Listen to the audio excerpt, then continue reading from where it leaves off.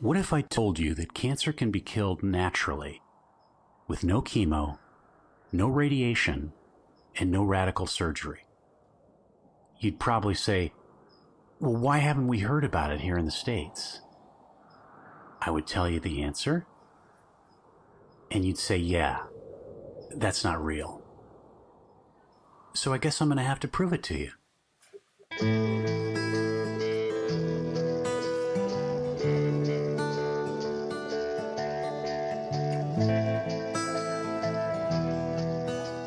A year ago, I went to the doctor and found out that I had bladder cancer. I had a golf ball-sized tumor in my bladder. The doctor did surgery to remove the tumor, but was not able to get all of the tumor out. So you have stage 2 or 3 cancer. It's inoperable, and we'll have to remove your bladder. And that just rocked my world. So I emailed my family and said, I have bad news. Looks like I'll have to have my bladder removed because they couldn't get all of it out. And that same day, my sister called me and said, what are you thinking? And reminded me that she had gone to Germany 4 years earlier for aggressive melanoma on her back. And she was facing some really invasive surgery, removing lymph nodes. And so she went to Germany and had this treatment and came back cancer-free, and 4 years later, she's doing great. All right, so my wife Carrie and I have it on good authority that German cancer treatment works. But what if it just worked for Carrie's sister and maybe wouldn't work on bladder cancer? Luckily, there's a doctor in Beverly Hills, California, who has a clinic in Germany as well. Now, he's not allowed to do the magic that he does in Germany here in the States because the FDA prevents it. But we'll get into that later. There's quite a few things we can do in Germany that we can't do in the US. One of them is regional hypothermia, using this as a main tool for treating cancer. Here in the US, you can get regional hypothermia, but the FDA likes it to be in connection with radiation and chemotherapy on head and neck tumors, so that kind of limits its use. In Germany, we can basically use regional hypothermia wherever we like. So, to be honest, it's very rare that one of my patients does do chemotherapy or radiation. We seem to be able to manage things without that. So with the concept, I thought, okay, let's go on a foundational level. So let's repair the immune system first, so immune modulation. Let's change the cellular terrain. So by giving lots of different, substances, IVs that contain minerals, trace elements, amino acids, all the basic building blocks for the cells. Let's just change the way the cells are, make the cells healthy, and see what happens then. German cancer treatment is focused heat because cancer can't survive at high temperatures, ozone therapy because cancer hates oxygen, and intravenous vitamins, minerals, and amino acids to boost the immune system because a healthy immune system is able to purge any cancer from the body. Now you'll notice that there's no chemo, no radiation, and no radical surgery in the form of organ removal. Instead, they attack cancer about 20 different ways, all non-toxically. Is this too good to be true? So I was in Germany for 4.5 weeks. The clinic was like a spa. It was very calm. The people were very kind. It was not what I expected from cancer treatment. It was just actually almost fun. Very little pain, and I felt great because I was getting so many nutrients into my body and things that my body needed. The majority of the treatment is intravenous IV treatments of high-dose vitamin C, Laetrile, chelation, which helps the body detox, Myers cocktail, so many different infusions, mostly to strengthen the immune system. And then on top of it, there was hyperthermia treatment, which is high heat to the bladder area to really hit the tumor because the cancer doesn't like high heat. Similar to what Lance Armstrong had, they would take my blood out. It would come out kind of a dark red. They would oxygenate the blood. It would turn a bright red, and then put that oxygenated blood back into my body because cancer doesn't like oxygen. But I would say the majority of the treatment was strengthening my immune system because my immune system wasn't functioning properly. Carrie had been in Frankfurt, Germany for a total of 30 days at a cost of $28,155. Then she came home, and we anxiously awaited the results. They told me not to see my doctor for a month because there would be some inflammation from the treatments, and they wanted that to calm down.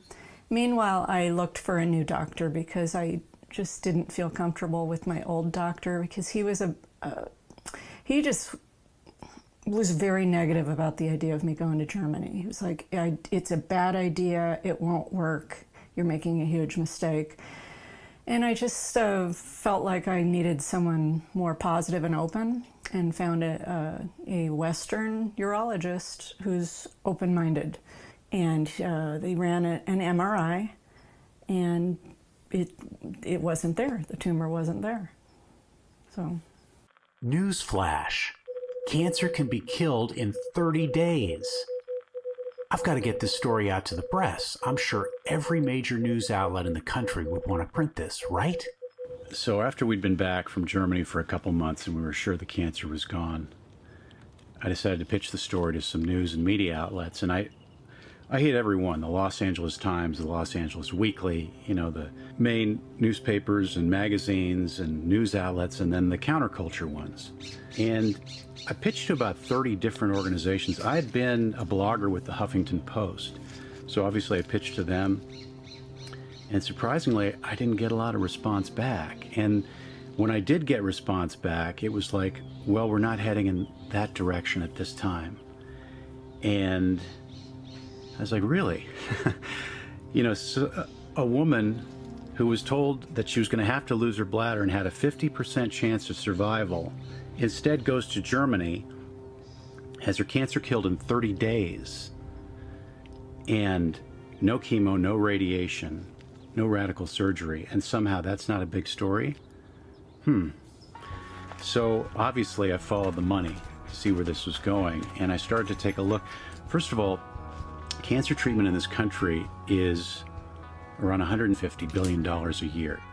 When you look at who advertises with newspapers, magazines, television, a large percentage of that advertising is the medical industry. It's the pharmaceutical industry.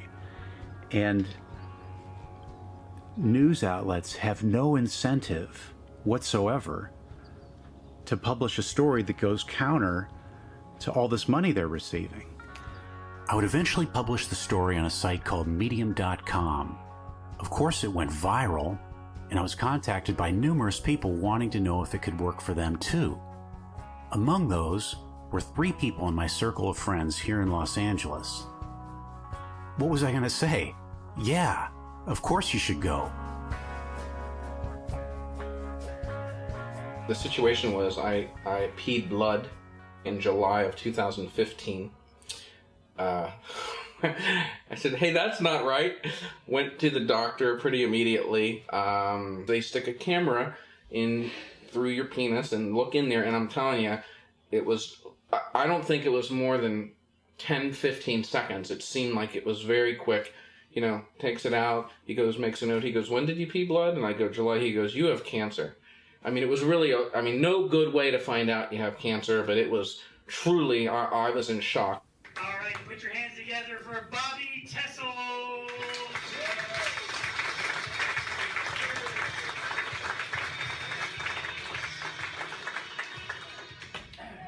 Thank you.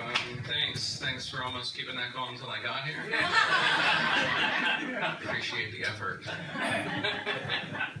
Had some good fortune the other day. I won $50 in the instant lottery. Yeah, very cool, very exciting. So I quit my job. I took the annual payments. They bring me in the next week after pathology, and they tell me the best course of option is to cut the bladder out because it's fully contained. I got other opinions. I got, every United States doctor wants to cut my bladder out, thinks that's the best option. And my original doctor told me, he goes, look, I just don't want you to regret whatever decision you make. And I know that if I cut my bladder out as a first option, I would regret it. Yeah, I mean, I was just really bummed out because I was like, I really just don't want to deal with this again. I'm like, I don't know what to do. I'm like, I want to deal with this again, but I did have like the thoughts of, I've got to find a way out of this. Like, I have to find some way out of this, you know, and I knew that it wasn't going to be through like chemo and all that stuff. If I did the chemo and everything, I wouldn't make it, and I knew that that was going to like happen for sure. And so if either way, you know, I have this like, there's a slight chance of me dying at some point with this, then I'm like, I was gonna have to take like a risk. After I was diagnosed with prostate cancer 5 years ago, I had a series of 3 biopsies, and 2 of those showed that there was prostate cancer present. But about 6 weeks ago, I had a MRI, and the MRI showed an area in question, and so she said that it's time to do something about this. The options that I was given was removal, surgically, radiation therapy, chemotherapy, or implants. Those seem to be conventional therapies here. I had heard that Jeff had a different therapy in Europe not too long ago. His wife did anyway. So I looked into that. We came up with the idea to do a therapy called hypothermia. You know, one of the doctors said, you know, he's heard of hyperthermia, this treatment of a localized heating of the thing. He was somewhat skeptical, and he goes, look, if it was that easy, we'd be all over this. And, you know, when I hear that, it makes, you know, it also makes me, you know, like, I don't think he's lying to me, but I also feel like, and then that scared me, because it's like, well, that certainly makes sense. It makes sense. But then there's so many components to this, and it's overwhelming, and I'm nervous and scared right now, and I certainly have my doubts. I know that my friend Jeff, who went there with, they had their doubts and stuff, but I feel like I have to try this. I have to try this.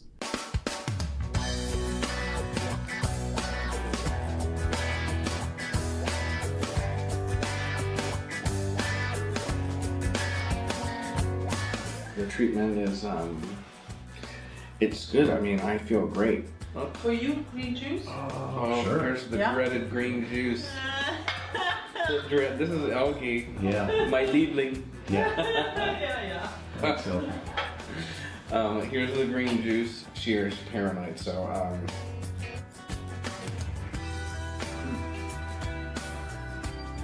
that's my face when I do it. So the total cost to us was about $11,500 for 9 days. Treatment involved 4 days of external heat treatment and 2 days where they did the internal heat treating of the prostate through a catheter.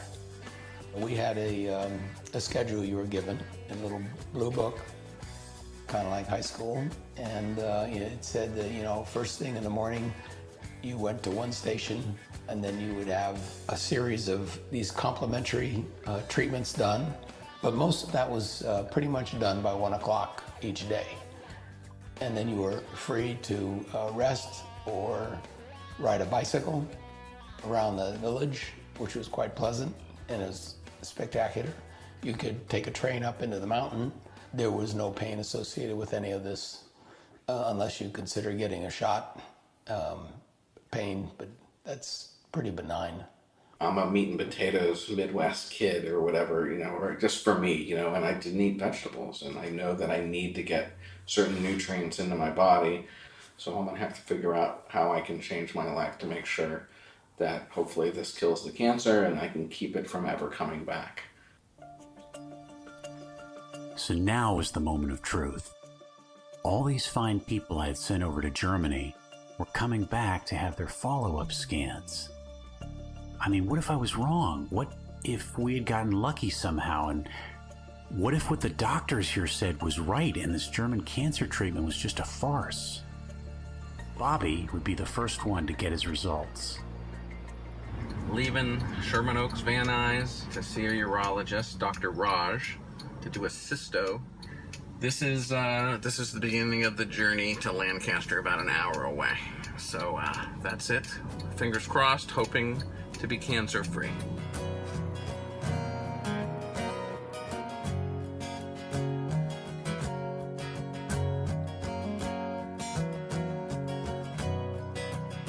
I am cancer free. I am cancer free. I just got out of the doctor, and he did a cystoscope thing, and he looked in there, and he goes, it is completely clean. There's no cancer. Oh my God. I know I'm in shock still, probably. It's unbelievable. I'm obviously happy. I don't even feel it yet, though. I have to drive back an hour plus. I'm gonna go eat. We're starving. Just unbelievable. It's fucking it's surreal. It's surreally unbelievable. Woo! Angels call to me, singing eternally. If you were gone from me, I throw my heart in the sea. Angels call to me, singing eternally. If you were gone from me, I throw my heart in the sea.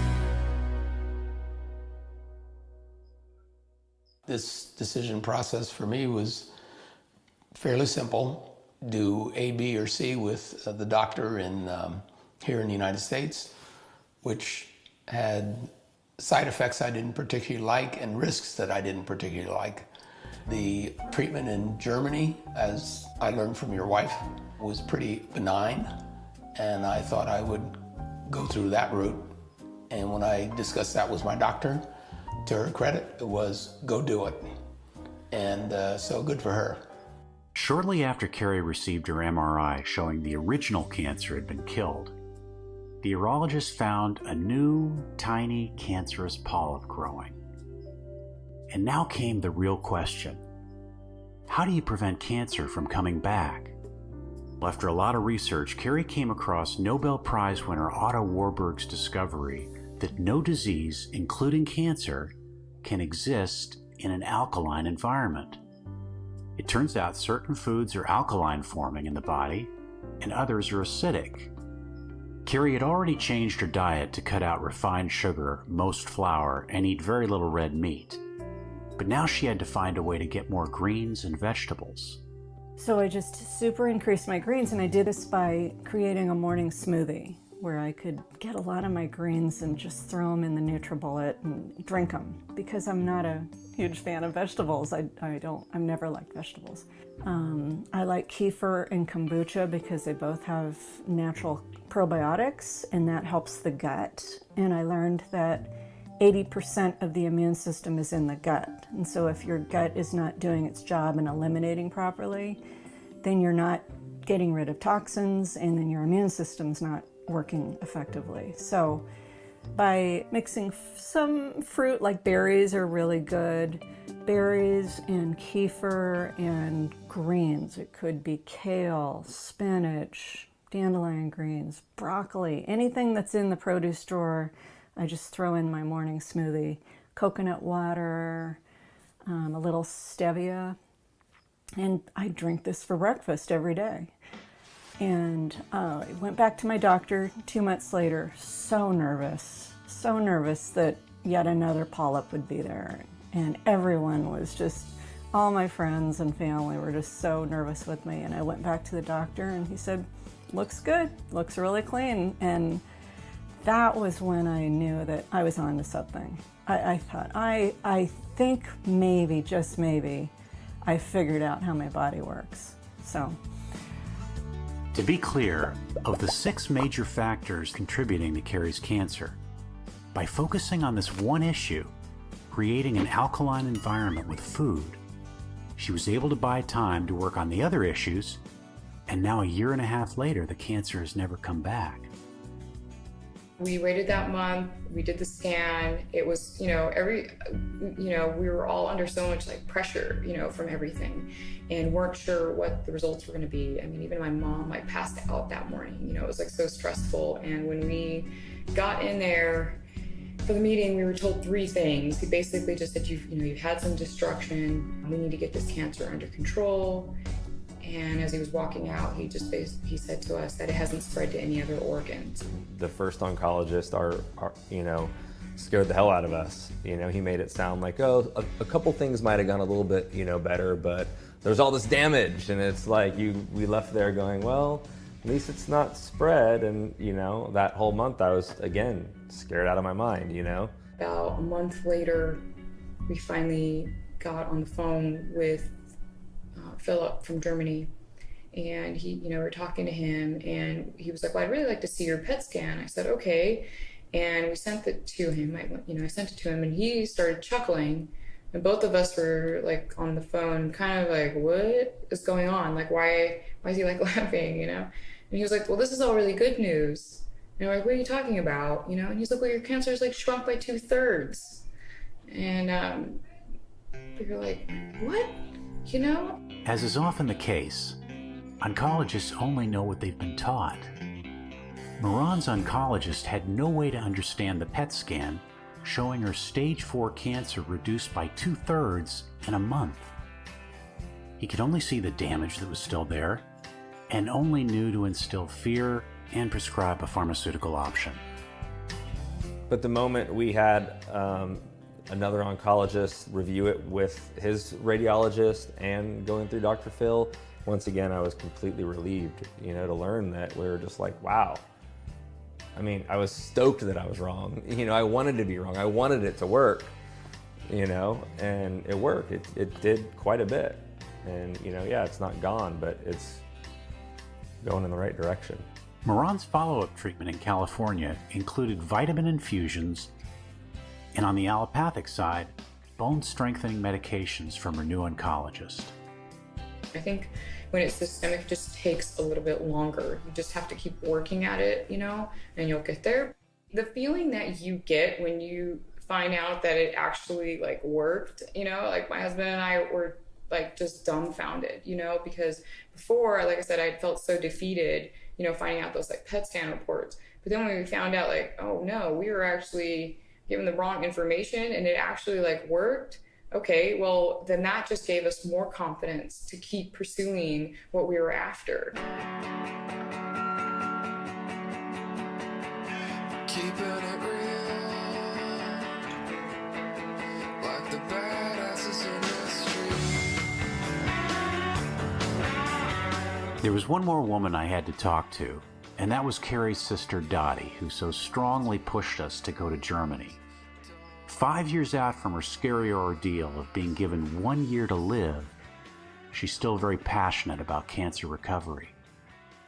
The surgeon that took the thing off my back said afterwards that he wanted to take out every lymph node in my armpit. And I went, I don't think so. And I said, how do you know you didn't get it all? He says, how do you know I didn't? He says, that's why I have to take them all out. To which I said, not happening on this lady, not. I said, doesn't that cause lymphedema and big problems later? Well, yeah, you can have some of that. And I went, nope, not gonna happen. And I also challenged him on the fact that, why are you serving candy in your waiting room to your patients? Well, cancer patients, they kind of get stressed out and I don't want to add to their stress. And I said, that's malpractice. Don't you know that sugar feeds cancer? And he just kind of like blew it off.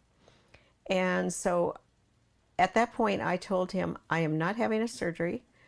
I am not doing it anymore. You already took enough out of my back. And I said, I am taking a trip and I'm going to Germany.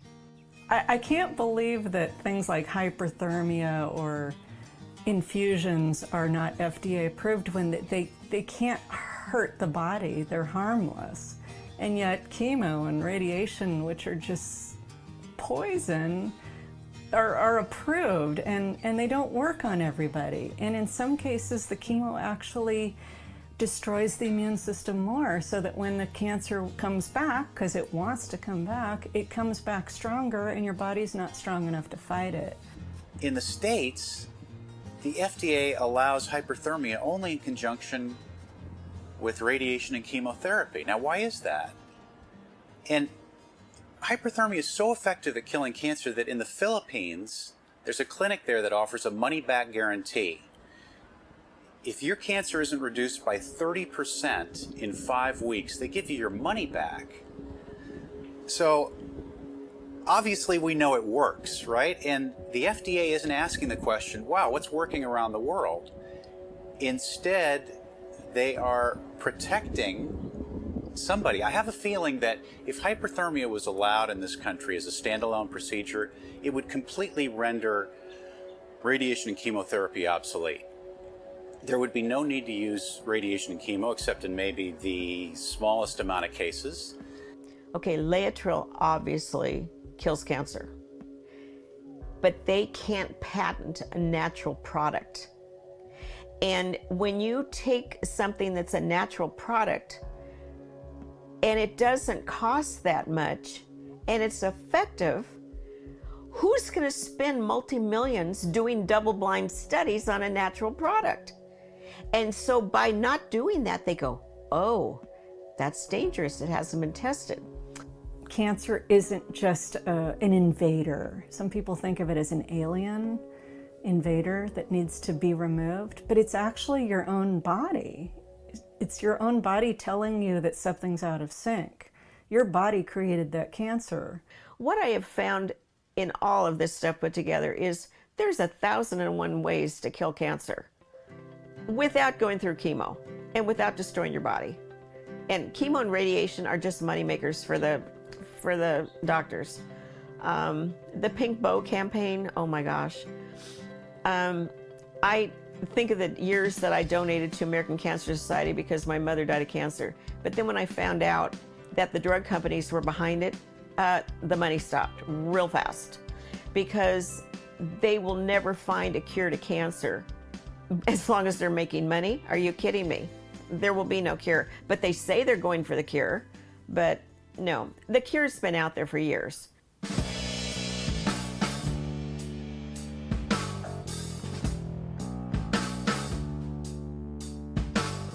Spring of 2016, after Carrie had been cancer-free for 6 months, I decided it was time to meet with a member of the House of Representatives to talk about what could be changed in this country.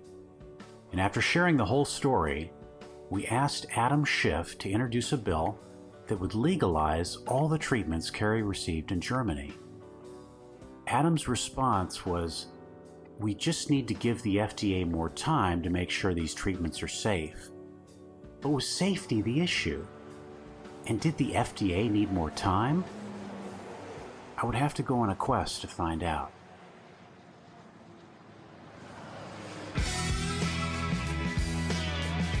First up was a clinic in Tempe, Arizona that I had heard had a 90% success rate treating cancer naturally, even with the FDA restrictions. So I hopped on a plane to find out if this was really possible. Without a biopsy, she says to me, it's a little cancer. I remember the ultrasound technologist coming up to me and handing me a pink bracelet right away, pink braided bracelet.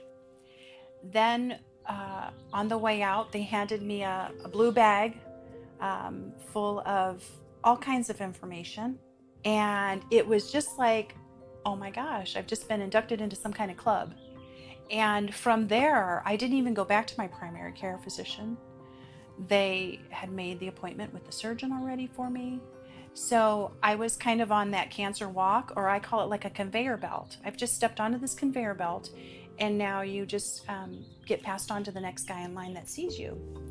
This is serious. This is probably stage 3. We're sure it's in your lymph nodes. We have to do immediate chemo, radiation, and surgery.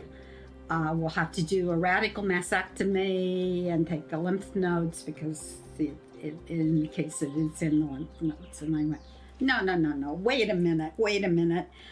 I need time to think about it. Well, no, we need to schedule this surgery tomorrow. This is really critical. We have to do it immediately. And I said, no, I need second opinion. I need time to think about this. At that time, she said, well, if you wait, you won't be alive 6 months from now. And I said, well, that's a chance I'm going to have to take because this is not an option for me.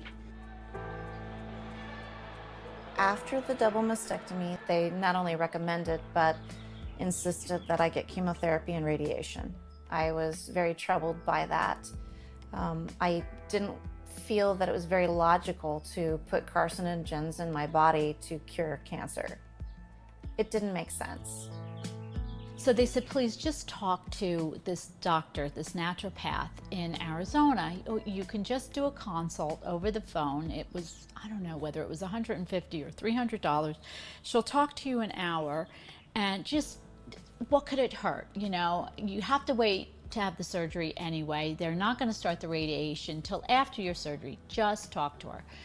So I talked to Dr. Huber at Nature Works Best and for an hour, and I was just so impressed. What I especially wanted was for cancer patients to be able to have an alternative to treatments that are very toxic. And I wanted it to be affordable to them. I wanted it to be an alternative. If I have cancer, I do not want toxic treatments myself. I absolutely know that for a fact, and I especially know it after 10 years of working with cancer patients, seeing all kinds of cancers come through here, and there is no type of cancer for which I would choose toxic treatments for myself.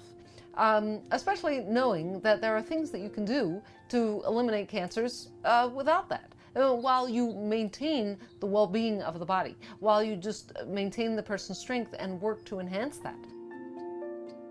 She asked everything about my whole life, practically, like what were you exposed to, what are you allergic to try to figure out why I got sick. And I have to say that none of the other doctors even asked me anything else, not what I ate, not what I did, not anything. It was just, oh, you have cancer? We do this, this, and this. This is what you do. This is the protocol. A caveman looks at cancer and goes, oh, cancer bad.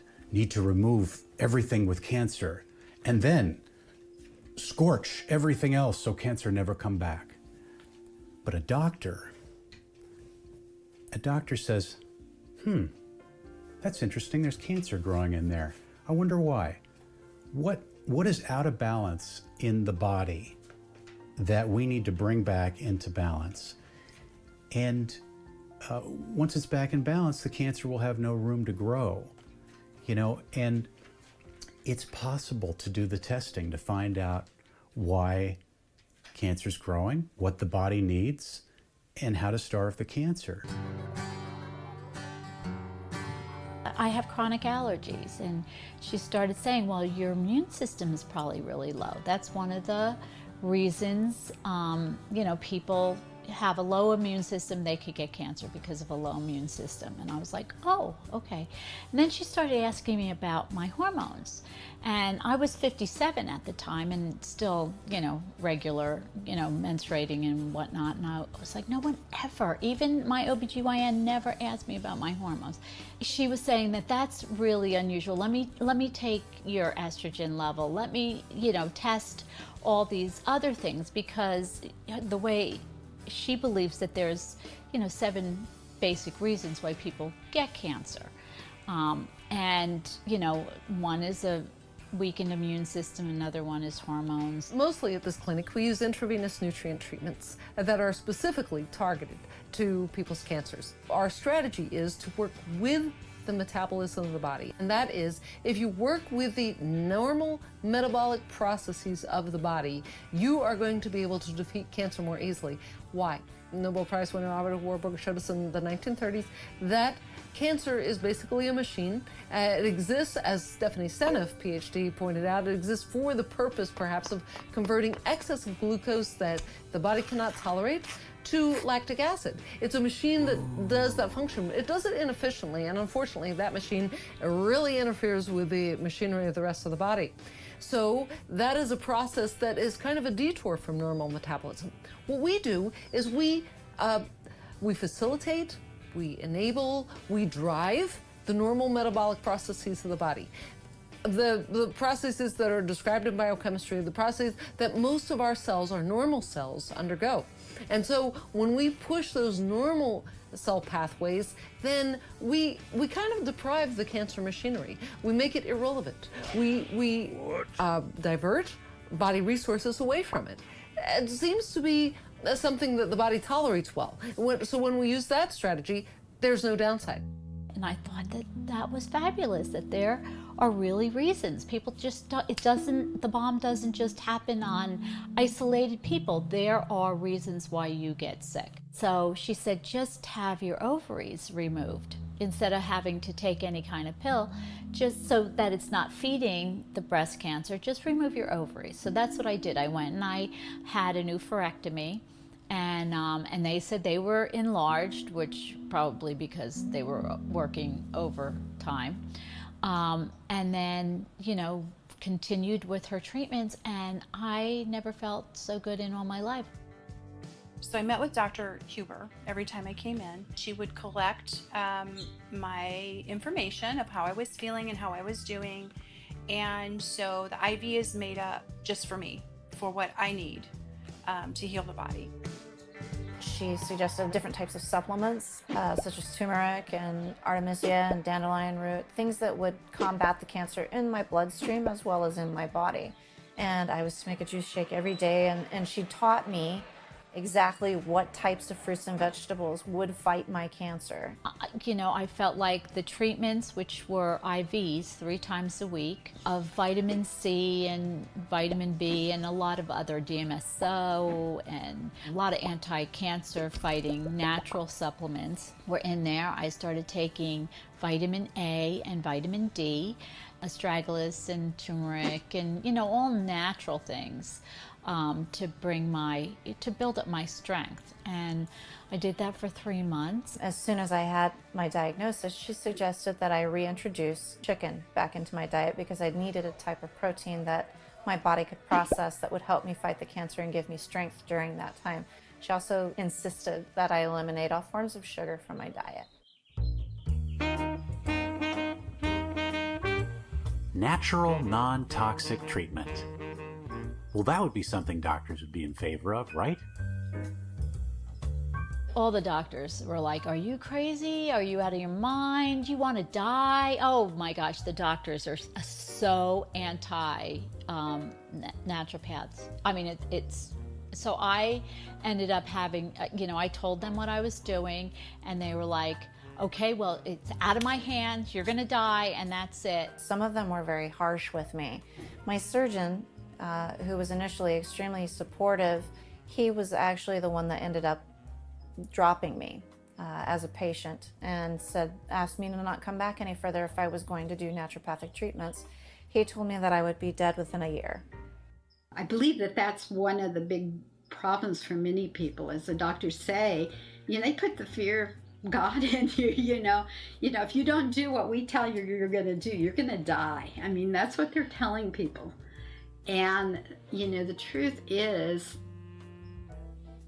if you do what they're telling you to do, you may die. As a husband whose wife is going to be carved up and radiated, how did you feel about that? I didn't feel good about it at all. Particularly, we had 2 doctors that we saw in New Jersey, and the first one you couldn't get a word in edgewise.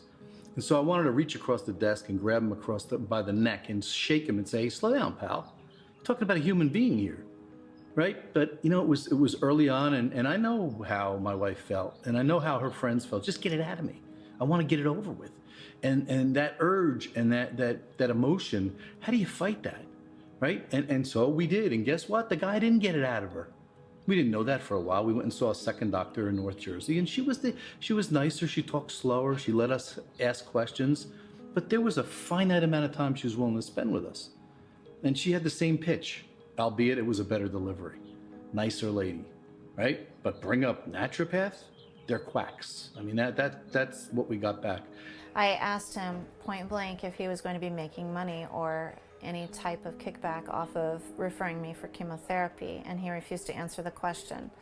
I saw him enter and exit the parking garage prior to my appointment in a Lamborghini, and the thought had crossed my mind that based on what I had read initially on the internet, that there are chemotherapy companies that do give kickbacks to surgeons and physicians as a result of their referring patients for their use. What it's very important for us to do, and the reason that we're having more success than the chemotherapy oncologists, is we're not giving cancer an opportunity to detour. We're not giving it an opportunity to escape down one of its usual pathways, but we're surrounding it on all sides, all the ways, the multifaceted ways in which it attacks the body. We're addressing all those simultaneously. So cancer has nowhere to run. You know, it has nowhere to mutate to. Whereas with chemotherapy, what generally happens is chemo is thrown at cancer for a little bit until the cancer learns how to be stronger and how to resist that chemo. And then, okay, another chemo drug is thrown at it, but the cancer just gets stronger after that. And that's a problem because the rate of recurrence is very, very high with chemotherapy patients. Whereas with metabolic therapy patients, the recurrence rate is very low. And I think that's what's ultimately most important to cancer patients. 5 years from now, they don't want their cancer. They don't want to have to still be dealing with this. Then we go to Houston 3 weeks later, and while the grandeur and the money, the presence of this hospital was beyond belief, the story was exactly the same. Exactly the same. They, however, and again, we weren't there yet. At least my wife wasn't there yet. And they said, well, they didn't get it all. Well, how do you know? Well, blah, blah, blah, blah, blah. They told us, and we told our doctor, and, what is he going to do? Give us a refund? This isn't like going into Best Buy and getting a TV and you're not liking it. He should have, with the money he made, right? Well, the reason why medical doctors stay within the confines of what they're taught, I think, is because the pressure from the rest of the system is that they're sending somebody outside of the system for treatment, and some of those doctors would be putting their head on the chopping block. And we have those doctors around the country now that are leaving Western medicine or allopathic medicine for whatever reason, and going back to school and looking at alternative treatments. When you think about it, naturopathic medicine is really a smarter medicine. I mean, instead of going to look for a prescription for something that your body has no congenital need for, but we do know that we have a congenital need for nutrients and good food, and then it kind of makes sense to look for a solution first in your food. As Hippocrates advised, look to food for your medicine and let your medicine be your food. It makes sense to start with things that we need before things that we don't need, like pharmaceuticals generally.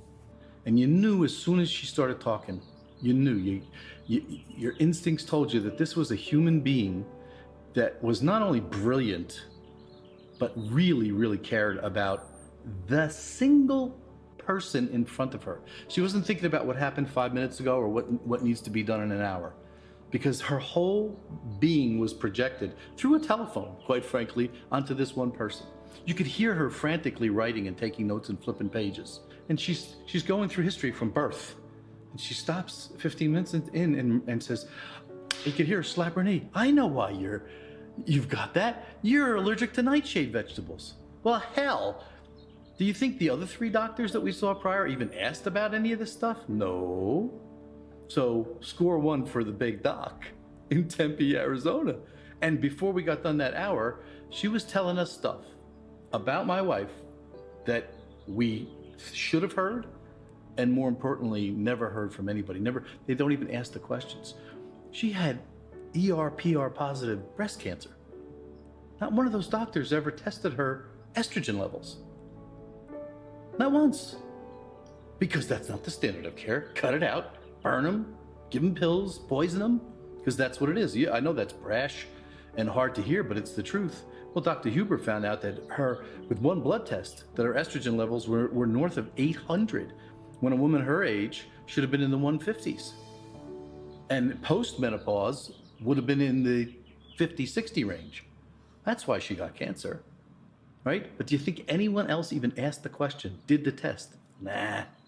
Colleen Huber and those like her think about the individual and the entire ecosystem of that individual's being, both physically and their history, right? And she is not I don't know if you know Dr. Huber, she's not a shrinking violet. She has a purpose, she knows exactly what she needs to do, and she knows exactly what you need to do. And you follow her regimen. These other doctors, here's the template, stick you in it. She's just the opposite. Stage 1 through 4 have done much better with natural treatments than what we see of conventional treatments. In fact, the people who have decided to or been convinced to leave here, leave the natural treatments in order to do the conventional treatments, pretty much reliably, predictably die within a short time. And once others begin to see that, they say, wait a minute, it wasn't the cancer that killed him. It was the chemotherapy. And they begin to observe and they see, that's what's going on. And even when, like, we went to MD Anderson, for instance, and, you know, Dr. Huber says, oh, well, you really should not have any sugar at all in your diet. You know, don't drink alcohol, don't eat sugar, that feeds cancer. And you should cut out all, like, bread and, you know, any kind of white flour, white rice, you know, because that's a simple sugar.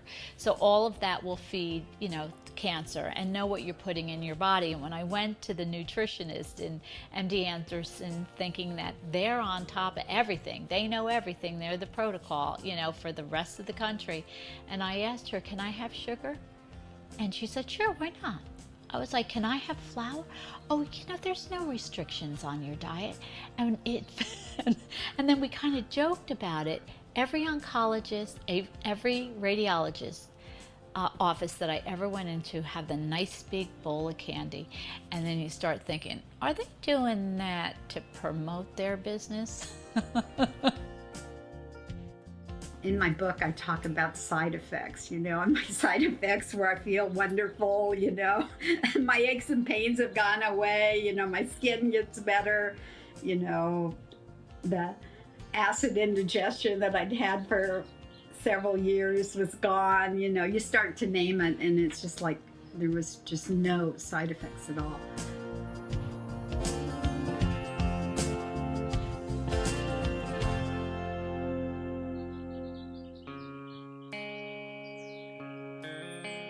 I know what you're thinking.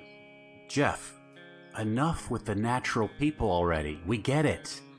Give us somebody from the Western medical perspective that can tell us why they don't do this. Easy, cowboy. We're getting there. All right? These people are hard to track down. It could take a long time to get an appointment with them. But through a personal connection, I was lucky enough to sit down with Dr. Douglas Bunn. He's intelligent. He's been at this for a long time. He started at the Mayo Clinic. And he's fairly independent in that he works for a hospital in Syracuse, New York, and doesn't have some corporate entity breathing down his neck telling him what to do. He's a data guy. He goes by what the data tells him to do. At least the data he's been given or is allowed to look at, but we'll get into that later. I'm a gynecologic oncologist, so I'm dealing with gynecologic cancers. A friend of my sister's, and this was at Sloan Kettering, she went to her oncologist and said, are there any alternatives out there that I could do that would work other than chemo and radiation? And he said, look, we're at Sloan Kettering. If there was anything else out there, we'd know about it.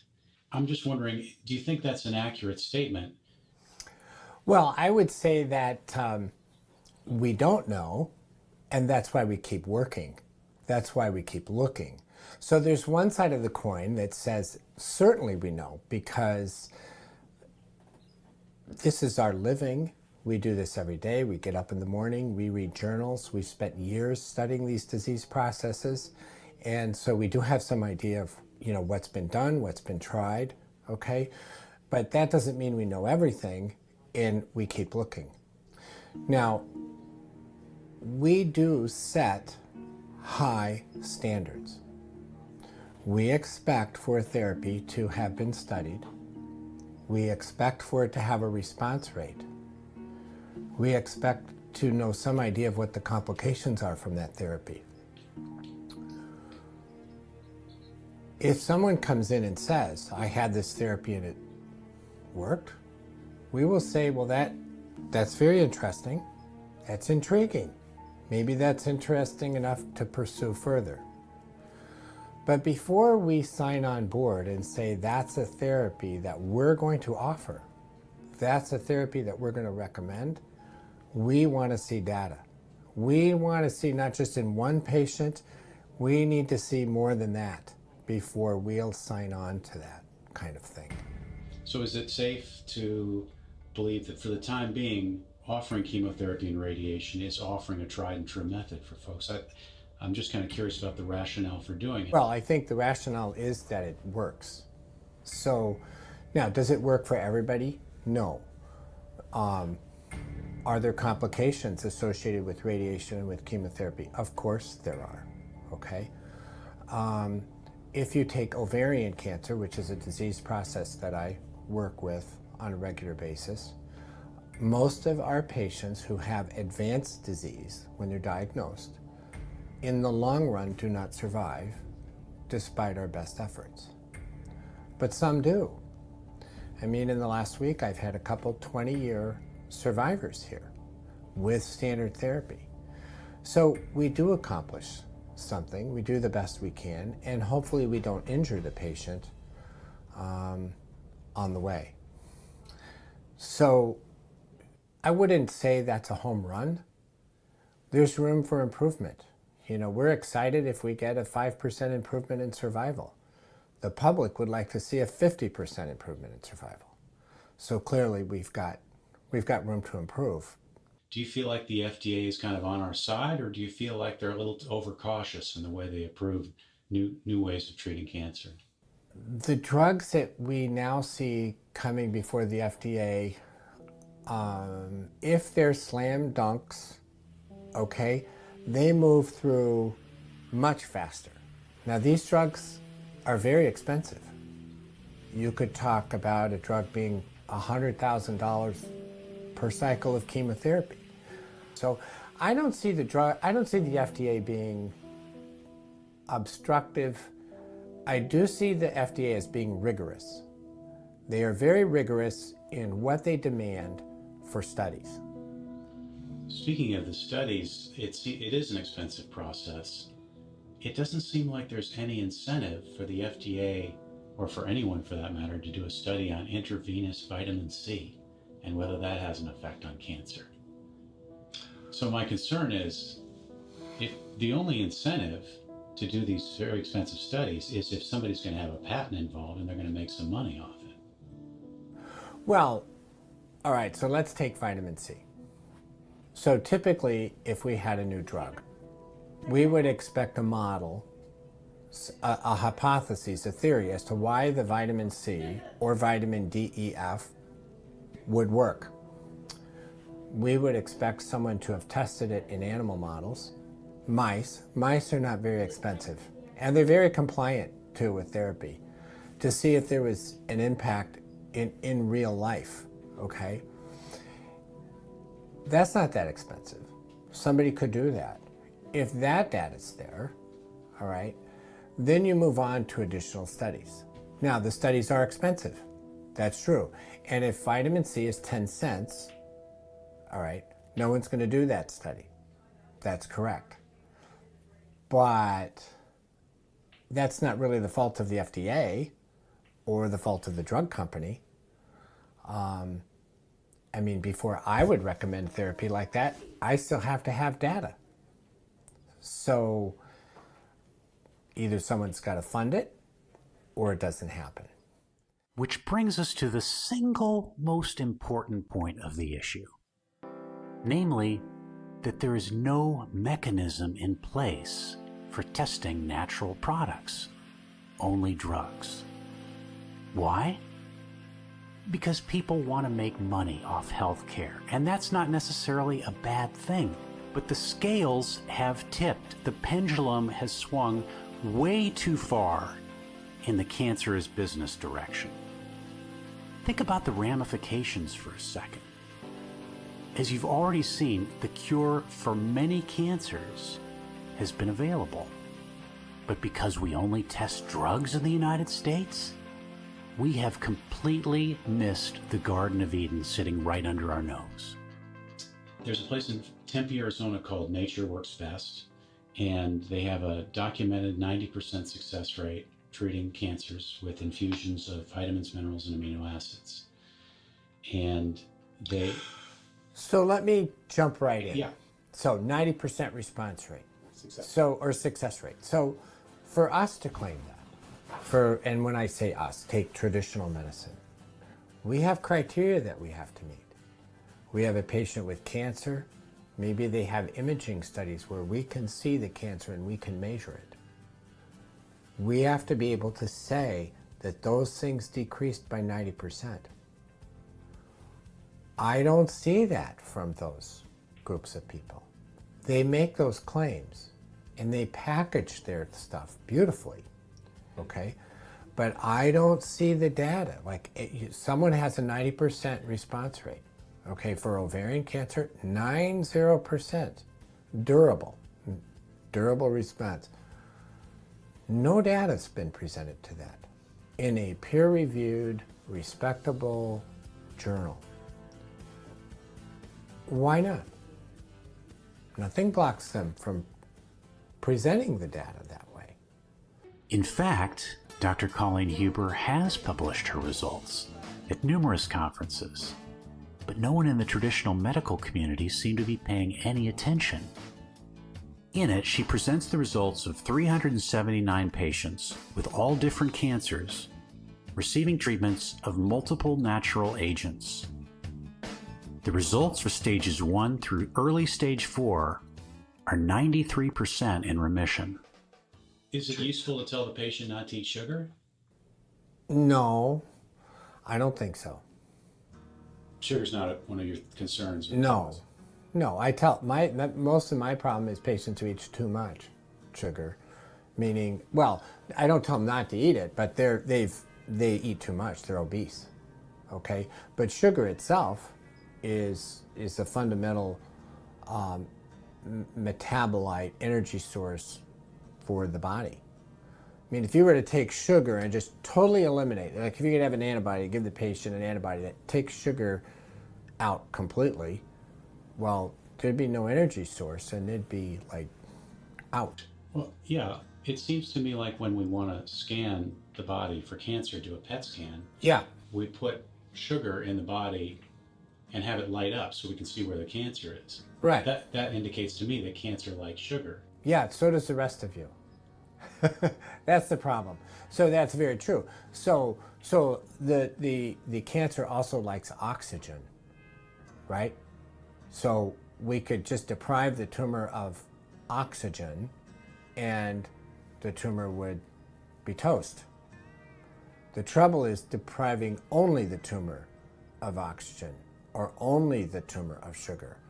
Because if we deprive all of you of oxygen or all of you of sugar, the whole person is gone. You know, people ask if they should take a vitamin here in the United States. I don't think I've ever seen hardly a vitamin deficiency in the United States because everyone here is so well fed.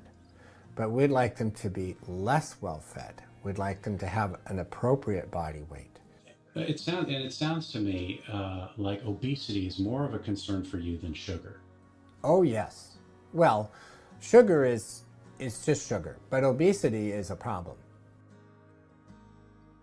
Bear in mind that many of those things are touting research studies, research approaches, research news that's not yet ready for prime time. And I've had that this week. I've had 4 patients in here this week asking for a quote immunotherapy. Immunotherapy is being studied. It hasn't panned out yet for these diseases. We'll be excited if it does, but it's not ready yet. Before you get too concerned about the good doctor's views on sugar, oxygen, and nutrition as they relate to cancer, just understand this is what every doctor has been taught, which raises the question, what are we teaching our doctors? And why is that our only healthcare option? So tell me if you've heard this story before. Woman walks into her doctor's office, finds out about a cancer diagnosis, and is asked, when do you want to schedule the surgery? Only this time, it's a dog. Raven's dog Roxy had a penny-sized tumor on her chest, and her vet prescribed the standard surgery followed by chemo and radiation. But not wanting to put her beloved 10-year-old retriever through the pain and suffering, Raven decided to call a holistic vet to see what other options might be available. So what we decided on was the herbal supplements. Every week she goes in for an injection that boosts her immune system. And then the big thing that we did is for the actual tumor, we started her on a round of neoplastine, which is a topical salve. Again, stop me if you've heard this before. Her follow-up treatment is a high alkaline diet consisting of fruits, vegetables, supplements, probiotics, and enzymes. Everything exactly the same as humans, with the only difference being more animal protein. 80% to 20% in terms of protein to fruits and veggies, because dogs are primarily carnivores. Otherwise, the results were the same, with no recurrence of cancer in over a year, and a healthy and happy dog and owner. When we sat down the night before, we talked about it and we said, do we want to do surgery? Do we want to do chemo and radiation? You know, what's the quality of life at that point? You know, we didn't want to make her sicker than she already was. Next, I hit the road for Las Vegas to meet a woman who had killed her stage 4 breast cancer with vitamin C infusions and diet change alone. When I asked her how vitamin C killed cancer, she explained to me that vitamin C is like a Trojan horse. Cancer eats it up thinking it's food and then has no way to process it and dies. 3 months after doing the infusions, she met with her oncologist at USC Norris to go over her CT scan results. Well, the tumor had shrunk by 1/3, and it was very clear. And I said to the doctor, I said, well, does that look to you like it's reduced in size? And he said, oh yeah, about 1/3. And I said, well, that's wonderful. So can I assume that what I'm doing is working and that because this large tumor shrunk, that the other ones are being affected also? And he said, yes, that's a reasonable assumption. And I said to him, oh, by the way, I decided not to take your chemo drug. And he said, oh, no, instead I'm doing vitamin C infusions. And right away he says, well, you know that antioxidants cause cancer, right? And I said, well, I've heard something like that, but you know, this is working. It's really amazing. There's research. And he didn't say anything.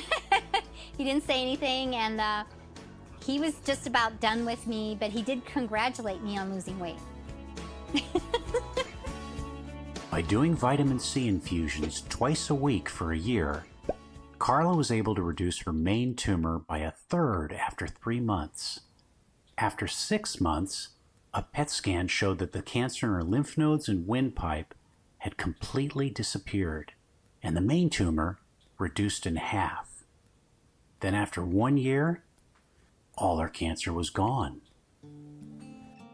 The majority of people were taught to believe in what their doctor says, and I totally respect that, but things have changed, and you have to be a critical thinker. You have to think for yourself. You have to ask questions of everyone. It's not that you shouldn't trust your doctors, it's that this system is broken.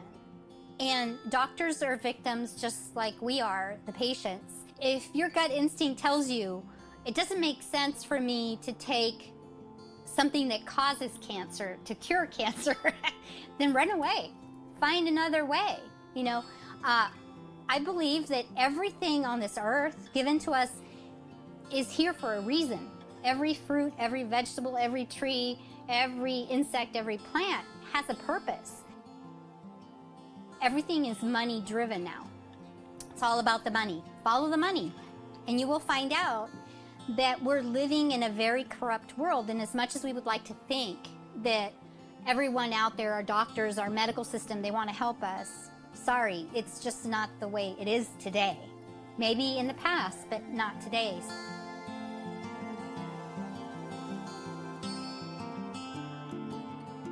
There was one more cancer killer I had to explore, and that's cannabis. I was contacted by a woman with stage 4 squamous cell throat cancer who'd been given 6 months to a year to live. The results Donna was getting with cannabis were so impressive that the president of a major hospital contacted her personally to find out how to use it in their treatment with patients. I consider cannabis oil to be my medicine, and I don't think that the doctors at Sloan Kettering or Mount Sinai would recognize me, because apart from the fact I'm not dead, I'm also better than I've been in years. I feel fully rooted in this world. I don't feel as though I could die. I really don't. You know, I spontaneously run on the beach. I happen to live by the beach. I'm cooking again. I'm dancing again. I have energy. I'm cleaning my house. I cleaned my house. You know, my house hasn't been cleaner in years. And I feel like so many people with cancer who say that it was a blessing.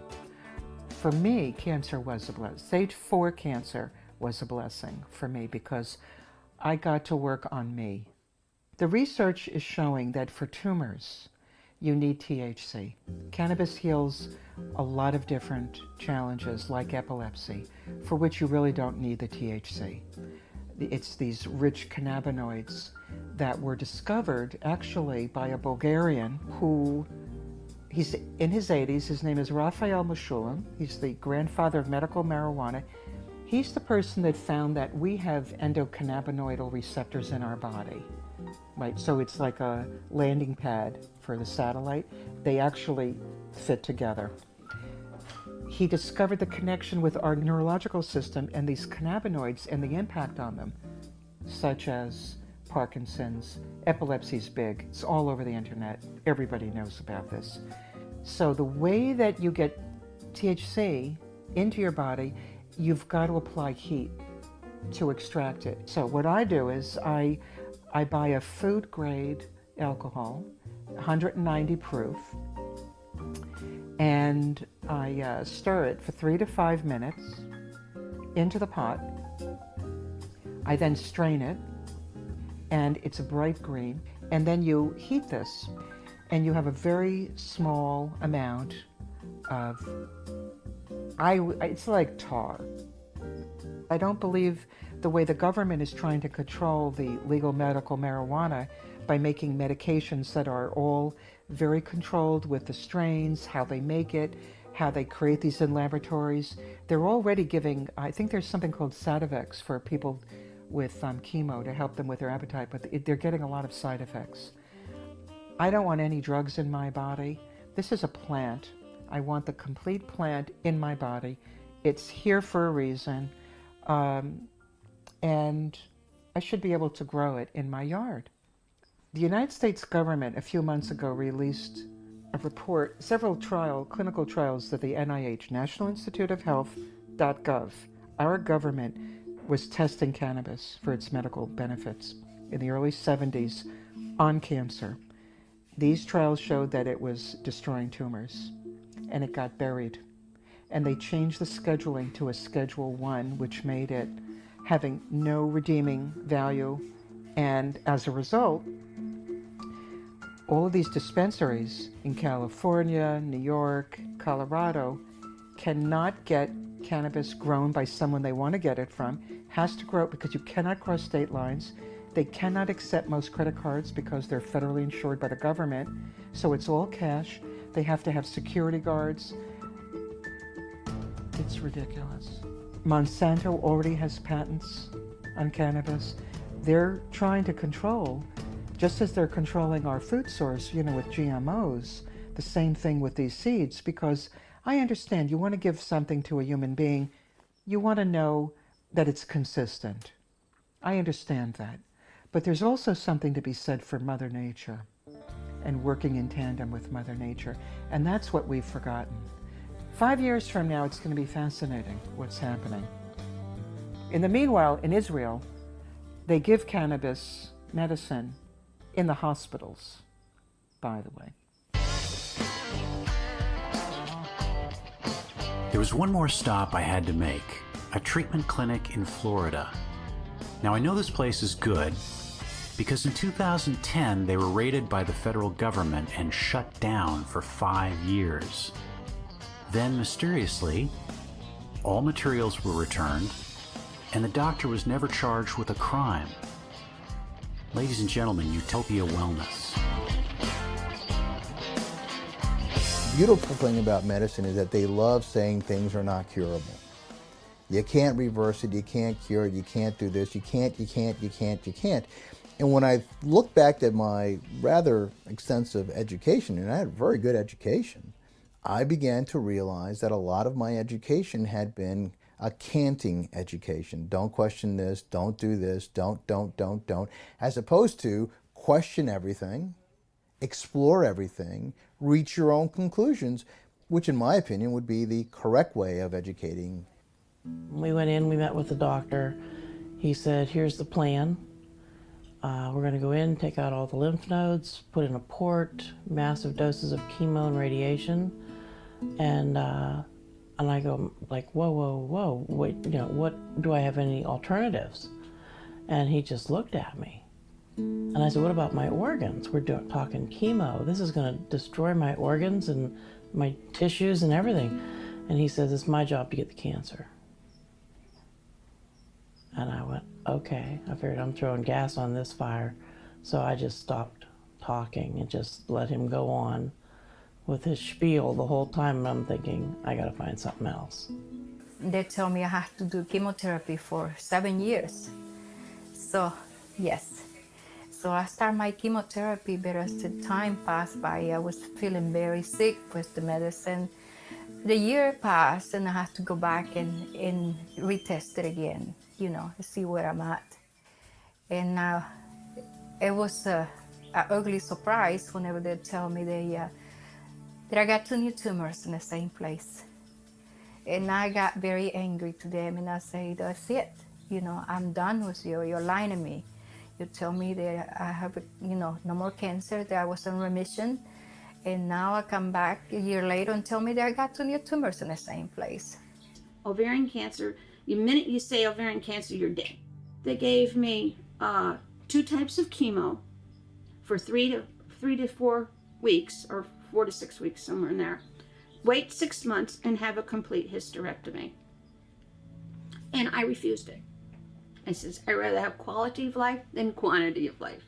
And that was more important to me. It's fear-based and intended that way. I truly believe it is. I don't believe that that physicians are bad. I don't believe that they're doing this believing that they're harming the patient.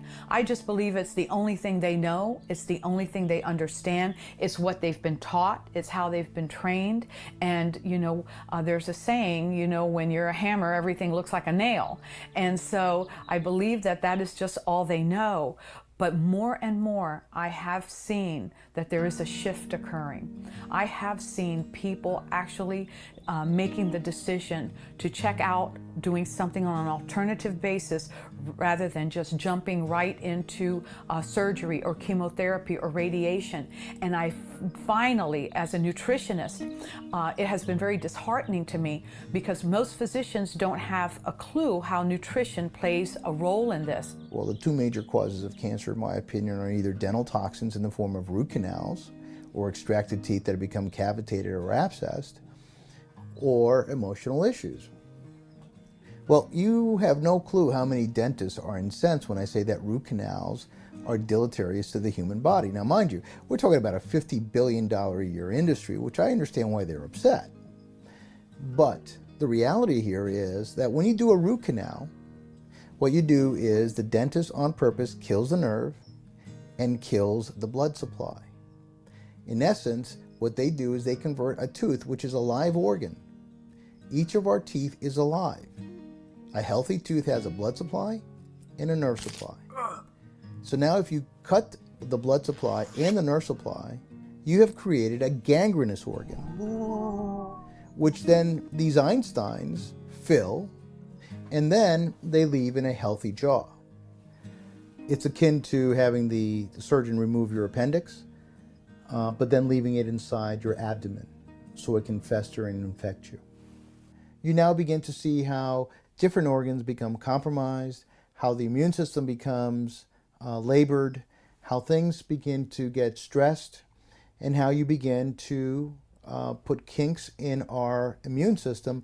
And the only thing that can cure us is our immune system.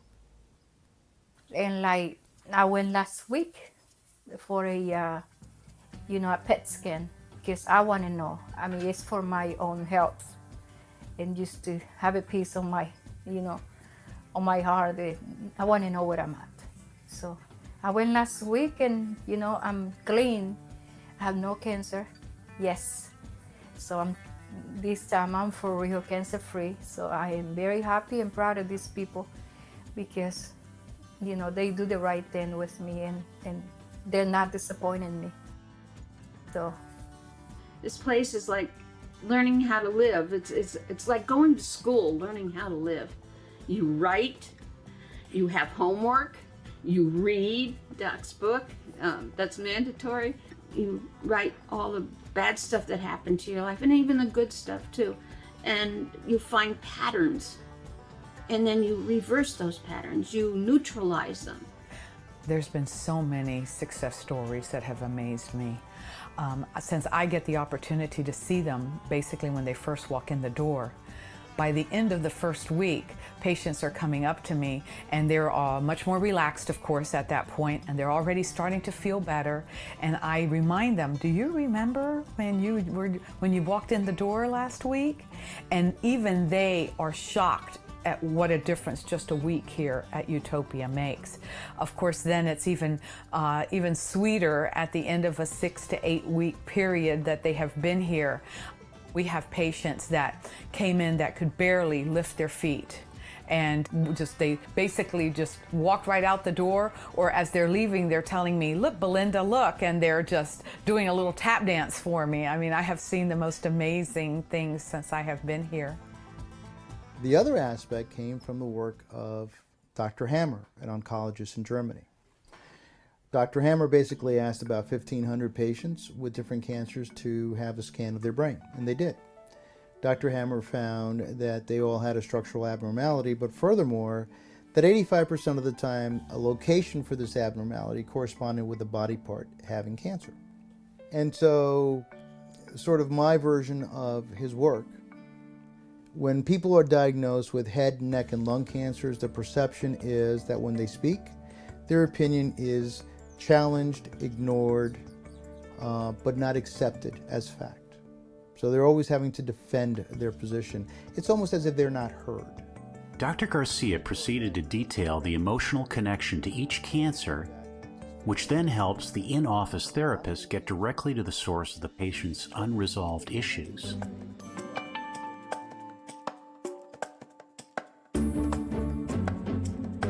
So these are examples of how emotions can facilitate weakening specific organs.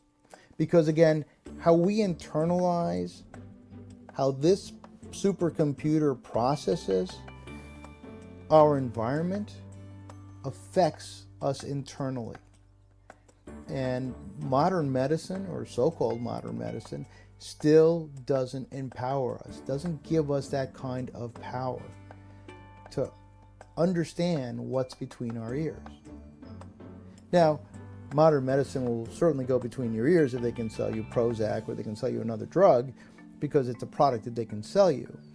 But if it's a matter of helping you heal, well, then that's just like not interested because it doesn't generate revenue for the system. For example, say when you were a child, you had a trauma. In my case, I had lost an older brother to cancer. And as a child, you don't perceive things normally. So you have this block in your mind. So you just kind of shove it away and you keep growing, and then maybe you have a divorce or something terrible happens, or your parents divorce, whatever. But you have all this emotional negativity stored inside your body. These become sort of like roadblocks, and they impair your healing. And the cancer loves this stuff because it's negative. See, that doesn't want anything to do with positive, good stuff. It wants all negative. So through Jake and well, everyone here really, they teach you the coping strategies and how to release these anger blocks or these stress blocks, you know, how to cope with everyday life anxieties. And it's amazing because you're thinking, well, I'm okay, I don't have nothing wrong. And then all of a sudden you're like, holy moly, I have a lot of stuff going on in me that I didn't even know was there. I have had patients, young patients, that have said to me that they have lived their entire lives eating fast food for breakfast, lunch, and dinner. And unfortunately, they know nothing about nutrition. And of course, as I start listing off the names of delicious, healthy, alkaline foods, you know, they scrunch up their face like they had sucked a lemon because they're like, they've never eaten it before. And I've asked them, I said, if I say the word avocado and I see this expression on their face, like, that sounds horrible, you have to ask them, have you ever eaten it before? And they'll say, no, but I just don't like the look of it. Well, you know what? Let's eat it and see what we think about it afterwards. And sometimes they'll have tried a vegetable, but you know, somebody didn't prepare it very well. So now they're off of it completely. I feeling it different 1 week after that I was here. I feel different. You know, I can feel it because I wasn't sleeping good. I have a headache all the time. I come over here with one bad cough that I have it for over 3 months. My cough is gone and no more headache, and I'm good. But I mean, they do amazing job with everything what they do. Yes. When doctors say to you, when oncologists say to you, what you eat doesn't matter, then the question begs to be asked is, if it doesn't matter, why is it that the PET scan is a sugar-based study as opposed to a protein-based study? And if the answer is because it has a higher affinity, then you need to start putting the puzzle together. Remember, you're the most important aspect of your healthcare, which means that you need to start learning how to question people. If the PET scan uses preferentially sugar and it has a high affinity for cancer cells, then it doesn't take a rocket scientist nor a medical degree to realize that if you're eating sugars, you're going to be feeding your cancer. So I've got to change your diet. The way to empower your immune system is by understanding that if you're acidic, your immune system is debilitated. It cannot work in an acid environment. If you're alkaline, then your immune system is empowered, and by the same token, pathology, bacteria, viruses, and fungus, are debilitated because they cannot function in an alkaline environment. So what is it that I have to do to take care of me? Fair question. Liver flush, gallbladder flush, colonic urine. Dr. Garcia went into the extensive treatments they offer, covering a wide range of tools to heal the body. Good supplements. We need supplements because basically our soil has been depleted of all nutrition. If you think you're going to get your food to give you nutrition, I think you're sadly mistaken. So you need a good supplement. Cancer does not like oxygen. Otto Warburg showed that when you take cancerous cells and expose them to oxygen, one or two things happen. Either one, they died, or two, they became normal cells again. So we need to oxygenate you. Organ removal is not necessary. First of all, every organ that we were born with serves a function.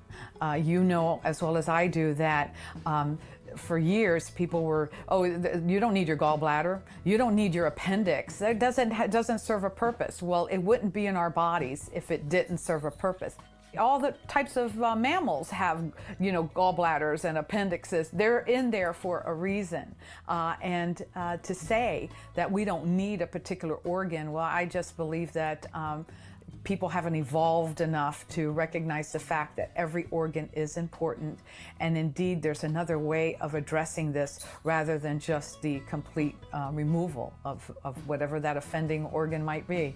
I do believe that the practitioners are as frustrated with medicine today as the recipients of what we call sick care, because it's not health care what we have, it's sick care.